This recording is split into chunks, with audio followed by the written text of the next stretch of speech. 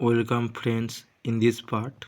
Question number 101. If the area of tensile steel reinforcement is doubled, the moment of resistance of the beam increases only by about 22%. Option B is the right answer. Question number 102. In the steel beam theory of doubly reinforced concrete beams, it is assumed that option A, compression steel resists the compression, right? Option B, stress in compression steel is equal to stress in tension steel, right? Option C, in tension and compression concrete no stress is developed, right? Option D is right answer, all of the above. Question number 103. The concrete below the neutral axis embeds the tensile steel. Option B is right answer. Question number 104. The section of the beam having greater width at the top in comparison to the width below the neutral axis is known as T section. Option B is right answer. Question number 105. The portion of the slab which acts monolithically with the beam and which resists the compressive stresses is called breadth of the flange of the T-beam. Option A is right answer. Question number 106. The breadth of the flange of a T-beam is taken as option A, 1/3 of the effective span of the T-beam. Option B, 12 times the depth of slab plus breadth of rib. Option C, center to center distance between the adjacent beams. Option D is the right answer, minimum value of A, B or C. Question number 107. In a T-beam, the breadth of the rib is equal to the option A, total thickness of the slab including cover, no. Option B, width of the portion of the beam in the compression zone, no. Option C, width of the portion of the beam in the tensile zone, right. Option C is the right answer. Question number 108. The breadth of rib in a T-beam should be sufficient to option A, provide lateral stability, right. Option B, carry heavy loads, right. Option C, accommodate the tensile reinforcement with proper spacing between the bases, right. Option D is right answer, all of the above. Question number 109. The thickness of the flange in a T-beam is taken equal to the total thickness of the slab including cover. Option A is right answer. Question number 110. The intensity of compressive stress just above the neutral axis is of very. Option B is right answer, large, because compressive stress is more above the neutral axis. Question number 111. The slab forms the compression flange of the T-beam. Option A is right answer. Question number 112. The breadth of the rib in a T-beam should be at least equal to the 1/3 the depth of the rib. Option B is right answer. Question number 113. In a T-beam, the vertical distance between the bottom of the flange and the center of the tensile reinforcement is known as depth of the rib. Option D is right answer. Question number 114. The side face reinforcement, if required in a T-beam, will be 0.1% of the wave area. Option A is right answer. Question number 115. The effective depth of a T-beam is the distance between the top of the flange and the center of the tensile reinforcement. Option B is right answer. Question number 116. The assumed overall depth of the T-beam is taken as 1/12 to 1/15 of the span when it is simply supported at the ends. Option B is right answer. Question number 117. When the T-beam is continuous, the assumed overall depth of the beam of heavy loads is taken as option A is right answer, 1/10 to 1/12 of the span. Question number 118. The neutral axis in a T-beam section falls option A, within the flange. Option B, outside the flange.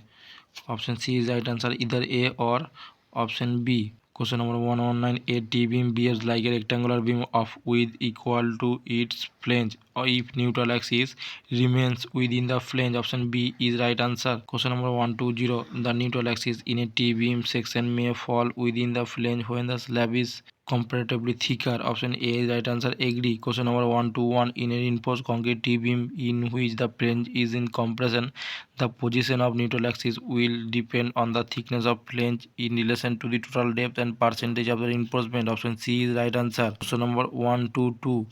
When the neutral axis of a T-beam falls outside the flange below the slab, then option B is right answer, BF into DF n minus 0.5 df equal to m into ast d minus n, where bf is the width of the flange, df is the depth of the flange, small d is the effective depth, between or vertical distance between the top of the flange and center of the tensile reinforcement.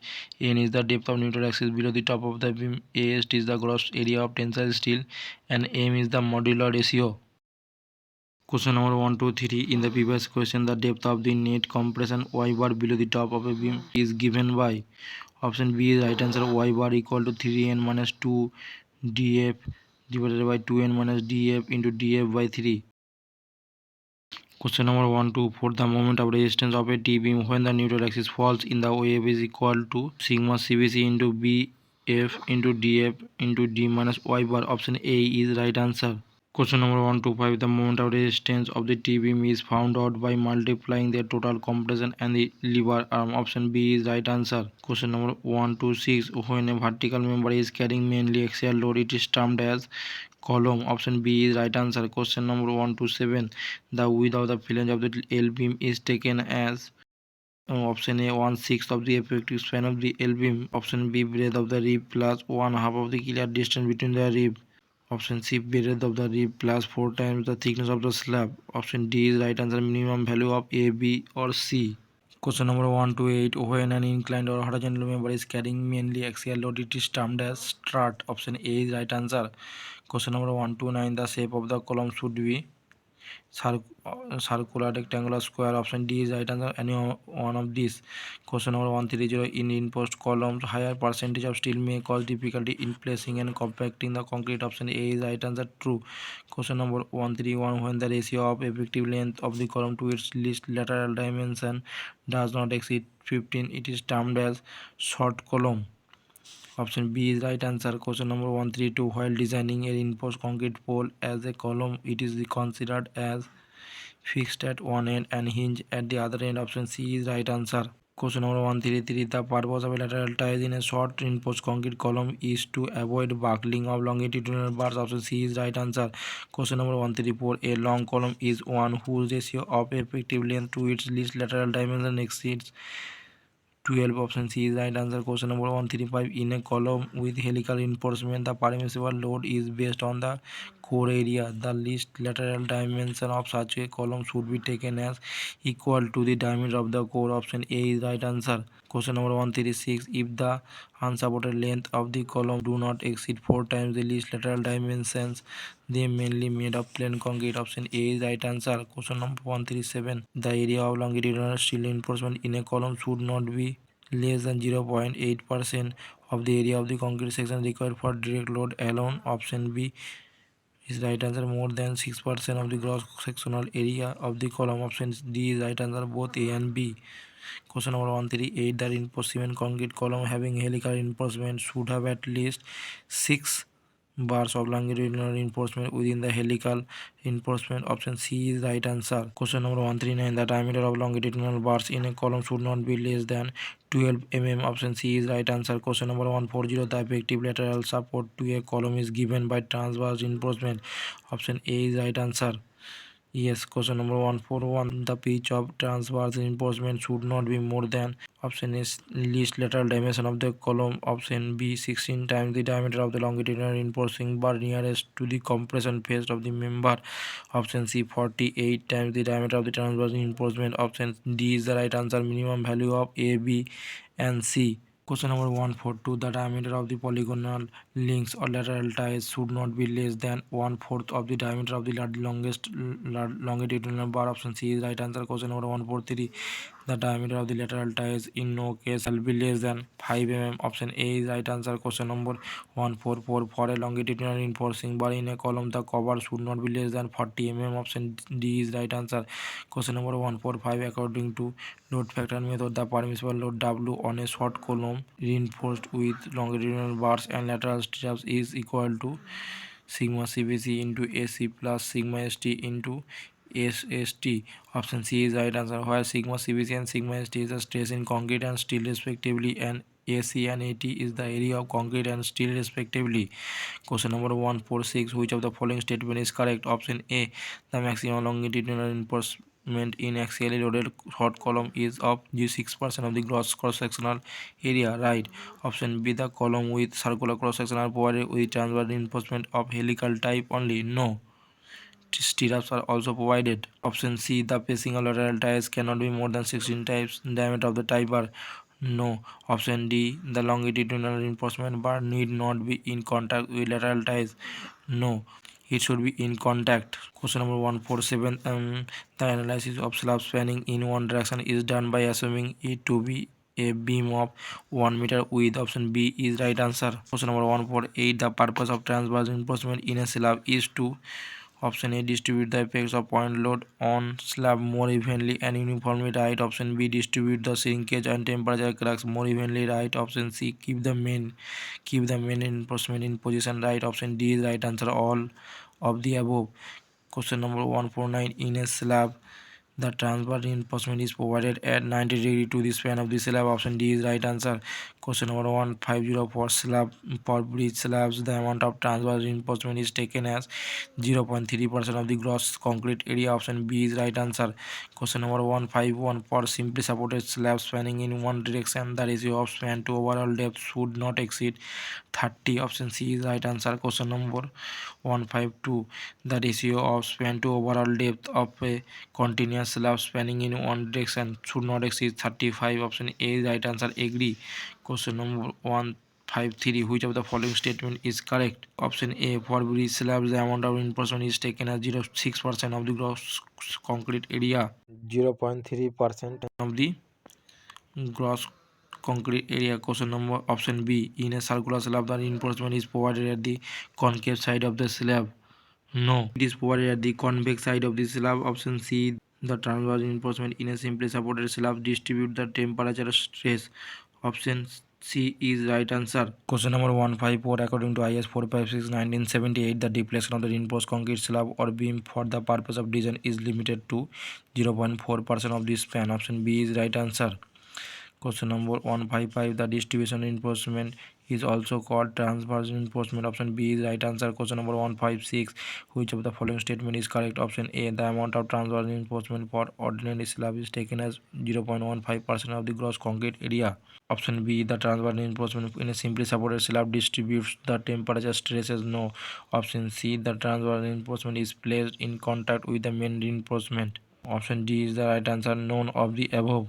Question number 157. A reinforced concrete slab is 75 mm thick. The maximum size of reinforcement bar that can be used is thickness of the slab divided by 8. So 75 by 8 nearly equal to 10 mm. Option C is right answer. Question number 158. The shrinkage in a concrete slab causes tension cracks. Option B is right answer. Question number 159. The diameter of the bar for main reinforcement in slab may vary from 8 to 14 mm. Option C is right answer. Question number 160. The pitch of the bars of main reinforcement in solid slab should not exceed 3 times the effective depth of the slab or 60 cm, whichever is smaller. Option B is right answer. Question number 161. If plain bars are used, the area of distribution reinforcement in slab should not be less than 0.15% of the gross area of concrete. Option B is right answer. Question number 162. If the high yield strength deformed bars are used, the area of distribution reinforcement in slab should not be less than 0.12% of the gross area of concrete. Option A is right answer. True. Question number 163. The diameter of the bars used for distribution reinforcement in slabs may vary from 6 to 8 mm. Option C is right answer. Question number 164. If the maximum bending moment of a simply supported slab is M and the moment of resistance factor is R, then effective depth of the slab small d is given by the relation equal to. Option C is right answer. Small d equal to root over of M by 100 into R. Question number 165. In a simply supported slab, the pitch of the distribution reinforcement should not be more than 5 times the effective depth of the slab or 60 cm, whichever is smaller. Option C is right answer. Question number 166. The clear cover in a simply supported slab should not be less than diameter of the reinforcing bar. Option A is right answer. Correct. Question number 167. In a simply supported slab, alternate bars are curtailed at 1/7 of the span. Option B is right answer. Question number 168. When a slab is continuous over the several spans, negative or hogging bending moment is induced over the intermediate supports. Option B is right answer. Question number 169. The reinforcement in a continuous slab is provided at the top of the slab portion over the intermediate supports. Option A is right answer. true. Question number 170, for a slab continuous over two equal spans, the maximum bending moment near the center of the each span is taken as WL square by 10. Option D is right answer, where W is the totally uniformly distributed load and live load per unit length and L is the effective span. Question number 171, which of the following statement is correct? Option A, for a cantilever slab, the ratio of span to overall depth should not exceed 12. Right. Option B, one-way slab which carry uniformly distributed load should be designed to resist a sagging bending moment near the mid-span. Right. Option C, when the slab is built into a brick or masonry wall, the slab should be designed to resist a hogging moment at the face of the support. Right. Option D is the right answer, all of the above. Question number 172, when the slab is supported on all the four edges and the ratio of long span to short span is small, bending takes place along the both spans. Such a slab is known as slab spanning in two directions. Option C is right answer. Question number 173, a two-way slab, option A, may be simply supported on the four edges with corners not held down and carrying uniformly distributed load. Right. Option B, may be simply supported on the four edges with corners held down and carrying uniformly distributed load. Right. Option C, may not have edges fixed or continuous and carrying uniformly distributed load. Right. Option D is the right answer, all of the above. Question number 174, a slab simply supported on the four edges with corners not held down and carrying uniformly distributed load is used in multi-storied building. No. Option B is the right answer. Question number 175, a slab simply supported on the four edges with corners held down and carrying uniformly distributed load may be analyzed by option A, Pigot's method, option B, Markers method, option C, IS code method, option D is the right answer, all of these. Question number 176, as per IS 456 1978, from stiffness point of view, the minimum total thickness of the slab should be equal to B by 35, where B is the short span of the slab. Option C is the right answer. Question number 177, the reinforcement in the short span is placed below the reinforcement in the long span. Option A is the right answer. Question number 178, the maximum bending moment and deflection for a two-way slab is much smaller than that of a one-way slab. Option A is right answer, true. Question number 179, according to Grashoff-Rankin's theory for a two-way slab, option D is right answer, WL by WB equal to B by L to the power 4, where L is the long span of a slab, so AB is the short span of a slab, WL is the load carried by the slab in the direction of long span, and WB is the load carried by the slab in the direction of short span. Question number 180, for a slab spanning in two directions, the ratio of span to depth of slab should not exceed 35. Option C is the right answer. Question number 181, in the design of a two-way slab sustained resistant at all edges, torsional reinforcement required is option C, 0.75 times the area of the steel provided at the midspan in the same direction. Option C is the right answer. So question number 182, in case of two slabs, limiting deflection of the slab is primarily a function of short span. Option B is the right answer. Question number 183, if the sides of a slab simply supported on its edges and spanning in two ways are equal, then the maximum bending moment is multiplied by 0.50. Option B is right answer. Question number 184, a reinforced slab built monolithically with the supporting columns and is reinforced in two or more directions without any provision of beams is called flat slab. Option B is right answer. Question number 185, the part of a flat slab around the column which is of greater thickness than rest of the slab is known as drop. Option D is right answer. Question number 186, the column head of a flat slab increases rigidity of the slab and column connection. Option A is right answer. Question number 187, a panel of a flat slab is the area enclosed between the center lines connecting adjacent columns in two directions and outline of the column heads. Option C is the right answer. Question number 188, in a flat slab, the width of the column strip where drops are not used is taken as one half of the width of the panel. Option A is the right answer. Question number 189, the drops are provided in flat slabs to resist shear. Option D is the right answer. Question number 190, the flat slab transfers the load directly to the supporting columns suitably spaced below the slab. Option A is the right answer. Agree. Question number 191, the width of the middle strip in flat slab where drops are used is taken as the difference between the width of the panel and the drop. Option C is the right answer. Question number 192. The total thickness of the flat slab is in no case should be less than 125 mm. Option A is right answer. Question number 193. If L is the average length of a panel, then total thickness of a flat slab of interior panels without drops should not be less than L by 36. Option B is right answer. Question number 194. In a flat slab, the angle of greatest slope of the column head from the vertical should not exceed 45 degrees. Option B is right answer. Question number 195. The diameter of the column head should be taken as its diameter measured below the underside of the slab at a distance of 40 mm. Option B is right answer. Question number 196. The diameter of the column head in a flat slab should not be more than 0.25 L. Option B is right answer, where L is the average length of a panel. Question number 197. In four-way system of arranging the reinforcement is provided in option A column strips, option B diagonal strips, option D is right answer, both A and B. Question number 198. Which of the following statement is wrong as regard to reinforcement in four-way system? Option A, the reinforcement in the direct band should resist the entire positive moment on the column strip. Right. Option B, the reinforcement in the diagonal band should resist the entire positive moment on the middle strip. Right. Option C, the reinforcement in the direction band plus the reinforcement in the diagonal band should resist the negative moment on the column strip. Right. Option D will be the correct answer for this question. Question number 199. While arranging the reinforcement in four-way system, the additional reinforcement should be provided to resist the negative moment on the middle strip.